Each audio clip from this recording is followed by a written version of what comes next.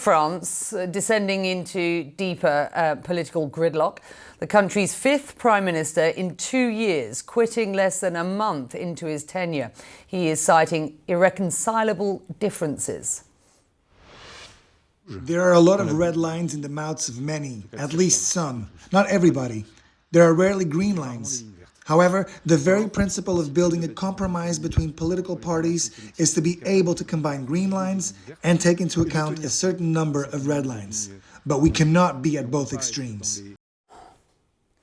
Well, Sébastien Lecornu's shock resignation coming just hours after unveiling his new cabinet. His ministers were supposed to convene for the first time today. Instead, it is back to square one for a government that has been essentially spinning its wheels for over a year now, putting President Emmanuel Macron in an even tougher spot than he was before. CNN's Melissa Bell back with us this hour. And Melissa, Lecornu, officially France's shortest ever serving Prime Minister. What happened and just what are the consequences here? All kinds of consequences in the immediate future for France's 2026 budget.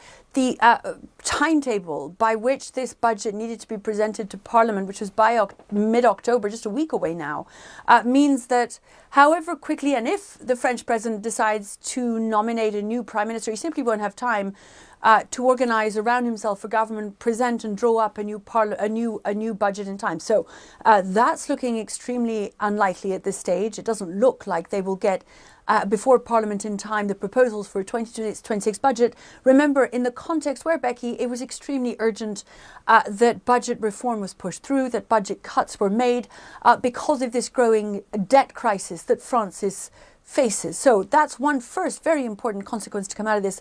The other is, of course, that, as you say, after just 27 days, this hope that this particular Prime Minister, a very close ally of President Macron, but also someone who's considered relatively consensual, able, it was thought, to cobble together a government by drawing on the mainstream left and right in order to try and govern and draw up that proposed budget.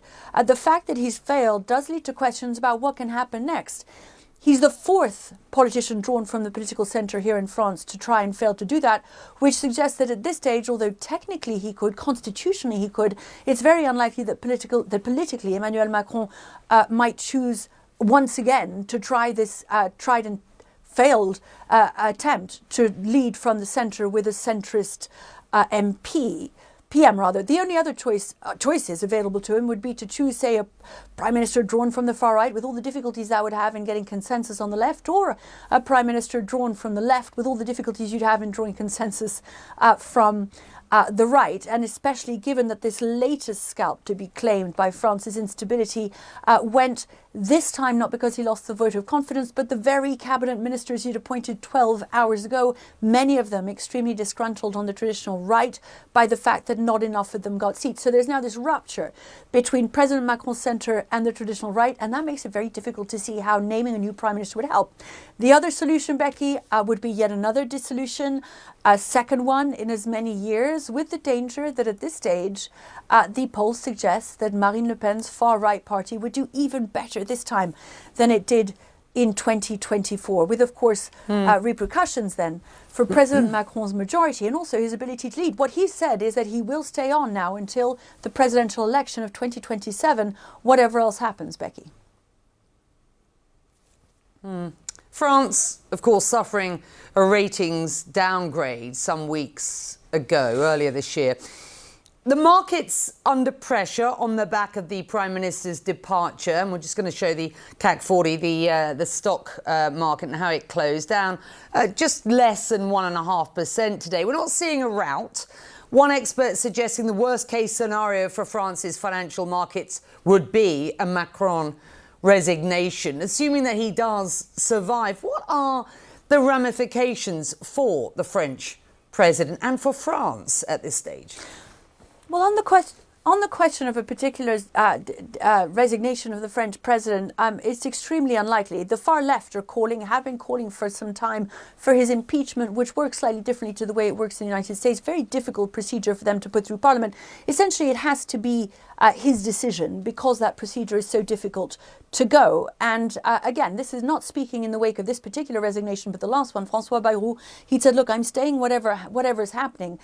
The chorus of people calling for his resignation has certainly been growing, but he seems determined to stay. So again, we go back to his options, either dissolution or naming a new prime minister. There are growing calls that dissolution is the only option left open to him, with the prospects of the far right looking better than ever.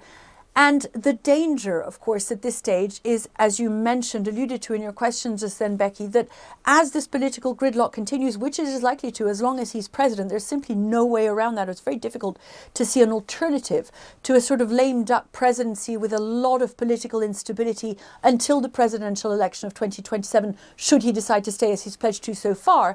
What that means is that the French debt, which has now reached about 116% of economic annual output, will not be resolved in terms of the fact that there will be no budget pushed through, because that would take tough political choices, it would take a big majority, it would take political will. There's none of that here in France right now, and that means that that's set to stay. Hence, what you saw today, further difficulty on the CAC 40 as a result of this latest resignation. It simply does not look good for France's ability to tackle this, Becky.